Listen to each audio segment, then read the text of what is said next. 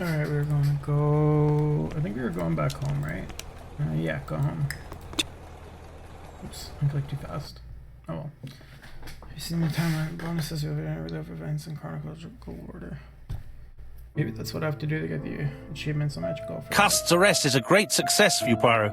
It's all clear now, except maybe one or two details. He's not the killer. Details. Ah, mon ami. The devil is in the detail, as we say. Yes. Excuse me? Patience, Hastings. Everything will be clear once our guests arrive.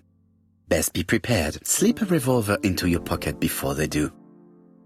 A revolver? But Poirot, what are you afraid of? That's not good. Trust me. It is important you carry a weapon for this meeting. I will lend you mine. What about telling me what you have in mind? Surtout pas. You wouldn't be able to play your role. Wait one moment, I will bring you my weapon. Okay, I don't like the sound of this. We're about to have a gun or something. Oops, that's not where I want to go. Where is my revolver? That's my question. Revolver. Where's your revolver? I think it was in here, right? Question. Maybe. The white ammunition There are it blank is. cartridges. The others are real bullets. The revolver is loaded with real bullets. I still have time to choose blanks. Oh, I thought that was the blanks. The revolver is loaded with blanks. I still have time to choose real bullets.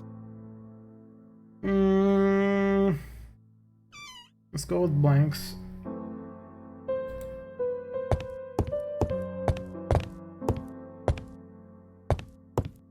What about telling me what you have in mind? No. Surtout pas. You wouldn't be able to play your role. Wait Oh, one oops, moment, I have will it in bring you my inventory, weapon. don't I? Yeah, here we go. Here's your... Voila, I entrust you with my weapon. It has hardly been used, it is almost new. Let's try blanks, and if it doesn't work... Somebody might die. But... Oh, that's the phone. It's like, what the fuck is ringing? Chief Inspector, is that you? Yes. Sorry, but we haven't found anything. Have you checked the typewriter? And the packaging, the letter, and the ribbon reel. We've only found prints left by Cust and his landlady. Well, never mind, I shall make do. So, are you still going to hold your meeting? Of course. Of course, Chief Inspector. I can hear my guest coming up the stairs. Why have you brought us here, Mr. Poirot? Since One of Cust's you is the arrest, I thought it killer. was all done and dusted. Miss Gray formally identified him, as well as Miss Barnard. Yes, and the stockings he saw drove the same brand as the ones found at my aunt's. This is all true. However, a case is not closed if some questions remain open. And one question is, why did the murderer send me his letters? Why did he challenge me, Hercule Poirot? Perhaps he wanted to play with you, to taunt you. Xenophobia? Maybe he didn't like you because you're foreign. I may be wrong, but maybe by provoking you he was looking for glory? My phone just... All these theories should be studied. I'll check it later, fuck Let it. us now try and get our brain cells I to don't think I'm work. supposed to have anybody coming over to bring me packages or shit. I made a mistake here in the address. Pasted on the wrong address. Is not very well known.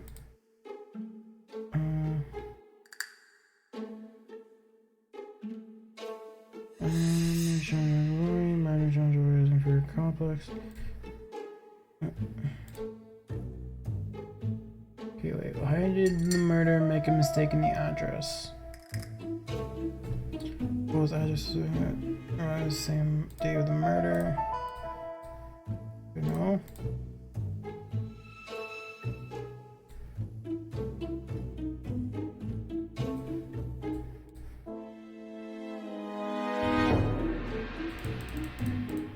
Come on.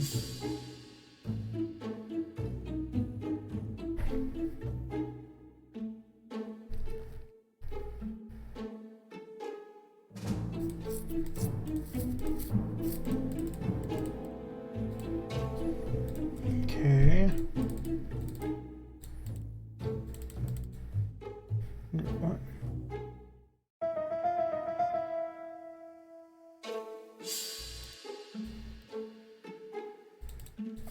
Okay, what am I missing? Address is not very well known yet.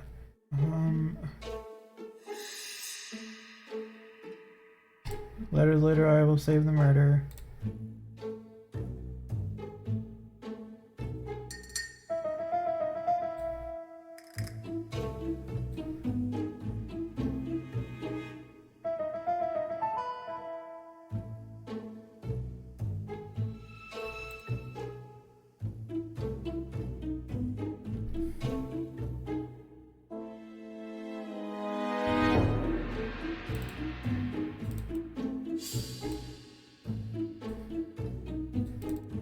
Okay, obviously I'm being stupid and for some reason this is not working. But this is like I've tried.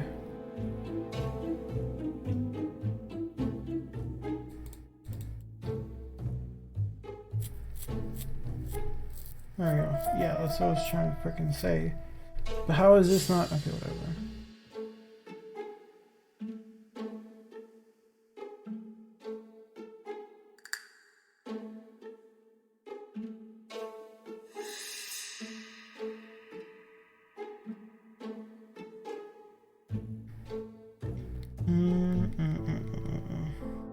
Is everything clear now? You might like to explain your reasoning again. Of course. First of all, remember that the murderer made it a rule to always post his letter before the murder. He never digressed from that rule. However, in Custon, he encountered a problem. The village has only 500 inhabitants. With advance warning, it would be easy to arrest him. Therefore, the murderer delayed his letters deliberately with the wrong address. The plan wouldn't have worked if he'd sent it to Scotland Yard or the papers because everybody knows their addresses. The mistake would have been corrected and the letter would have been on time. That is why the murderer chose me as the recipient. Because for his plan to succeed, it was necessary for at least one of the letters to have a wrong address and get lost. It was very cunning. Absolument. It is a very subtle plan. It matches the profile we have drawn up of him perfectly. That of an intelligent, daring and calculating murderer. But that's not how you describe Cust. You are quite right, mademoiselle. Like you, I find it hard to believe that this dull character is the clever murderer we are looking for.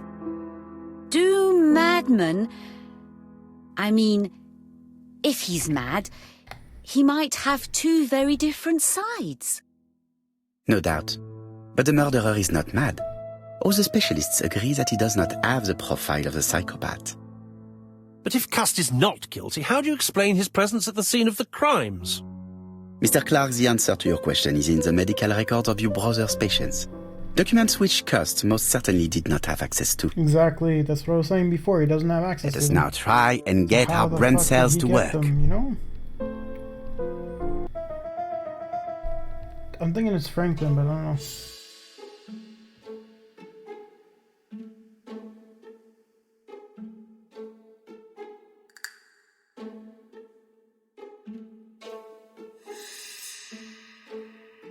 There's a lot of things that we know about him. Which one is the right things? There we go.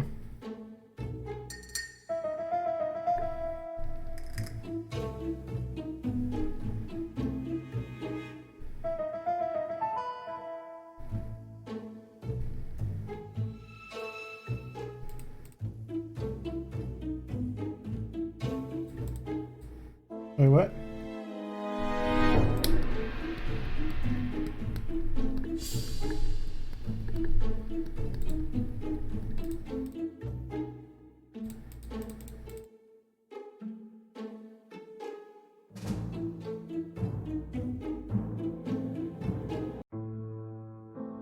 Dr. Clark's patients' records provided a very useful list of potential victims, sorted by alphabetical order.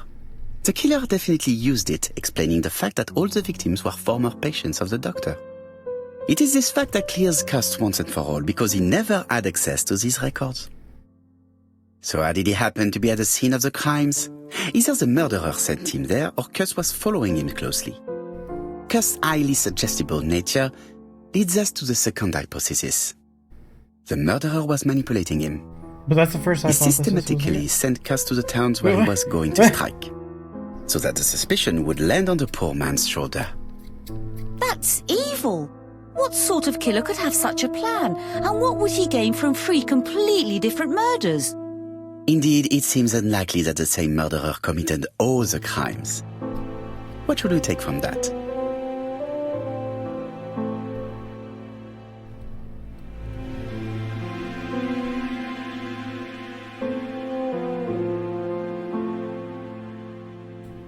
Just one murder was of benefit to the murderer. The others were just diversions. On reflection, there is only one conclusion. The murderer killed once out of interest and twice to divert our attention. This reasoning points at 2 potential culprits. Franklin Clark. Donald Fraser? Yes, mademoiselle. That's good thinking.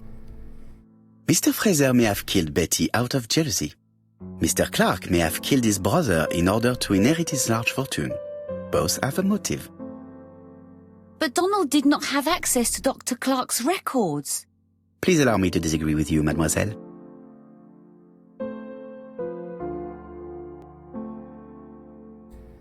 He works for Court and Brunskill, one of whose clients was Sir Carmichael. It doesn't prove that I went to Comeside. You could have done it, and you may have used the opportunity to take a look at Sir Carmichael's records. You think I'm guilty? You or Mr. Franklin Clark? That's ridiculous. Both of you have a motive. The question is, which of you has the profile that most resembles the murderer? Let us now try and get our brain cells to work.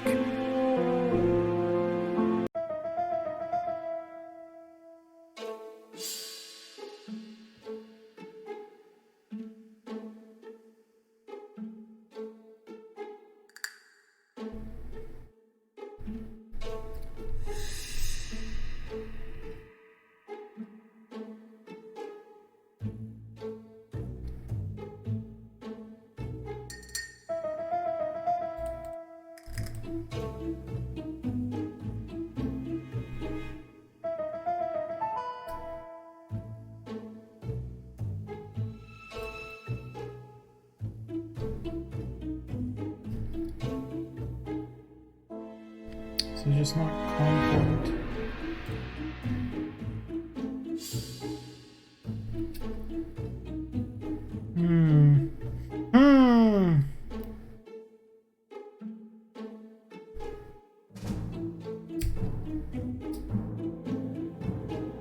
Maybe he's actually another person.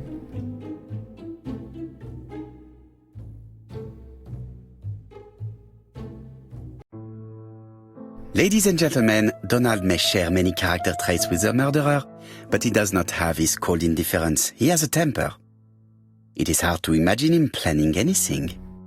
Also, jealousy is his motive, and crimes of passion are rarely planned. Right, I suppose it's my turn to be subjected to the same scrutiny. Absolument, Mr. Clark. Dun, dun, dun. Let us now try and get our brain cells to work. What if it's the 3 ladies? What if they're working together? Clever.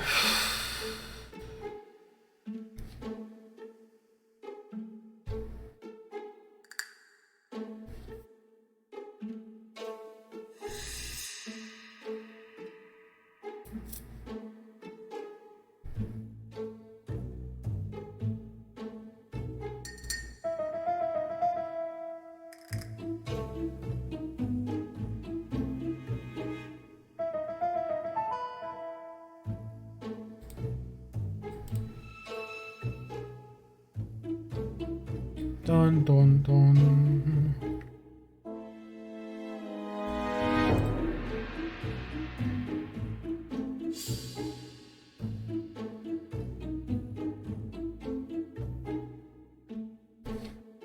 It all adds up. He is the killer. As you have all seen, there is a disturbing similarity between Mr. Clark's profile and that of the killer. In actual fact, it is exactly the same. Mr. Poirot, your psychological studies are interesting, but your conclusions do not add up. Why would I have wished my brother's death? The inheritance is lawfully mine. I just have to wait. No, you had to act quickly.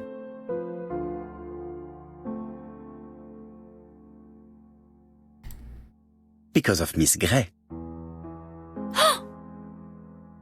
Mademoiselle, although you haven't been telling the truth, there is no doubt in my mind that you would have found a way to marry Sir Carmichael after Lady Clark's death. For you, Mr. Clark, it was a disaster.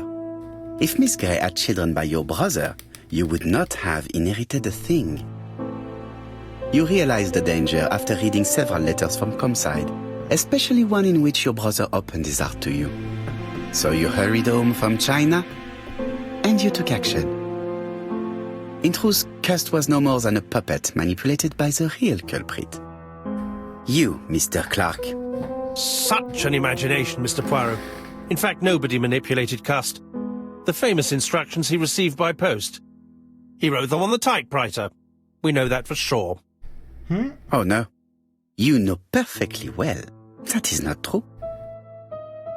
Eh bien voilà, light has now been shed on the ABC murders. Your theories are ingenious, but you haven't any proof. One point to him. For the moment, I have no material proof. Either I admit to it, or I bluff.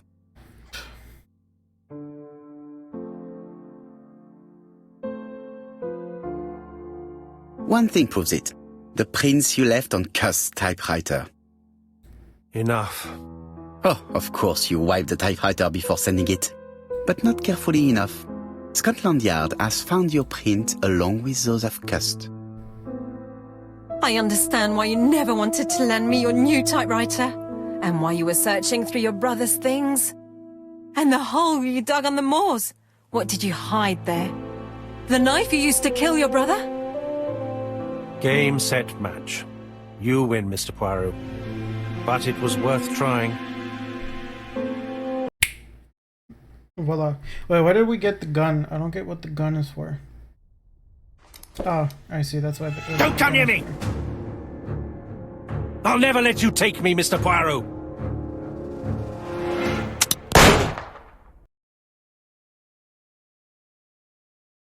I checked blanks. I'm pretty sure. Yep.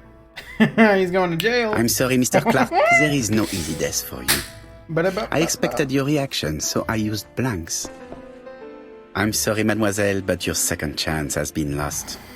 Franklin Clark will never inherit his brother's fortune.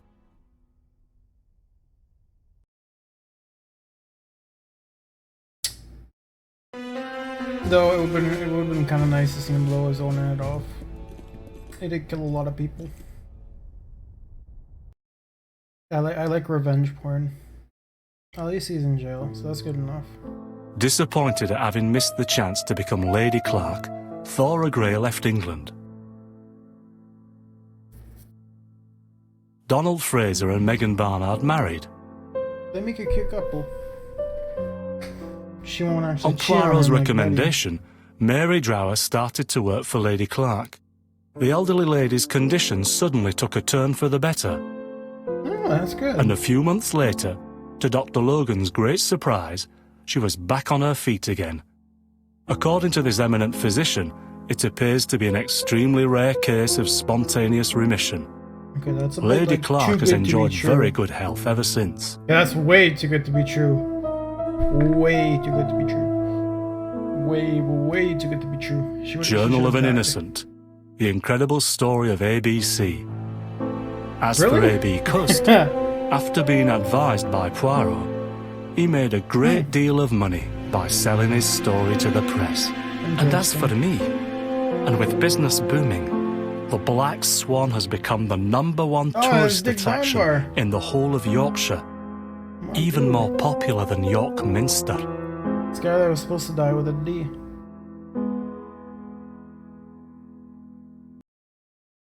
Have you seen the 50 trophies to unlock? They're in the bonuses! Based on the novel that Agatha Christie. Okay, well I'm gonna close this.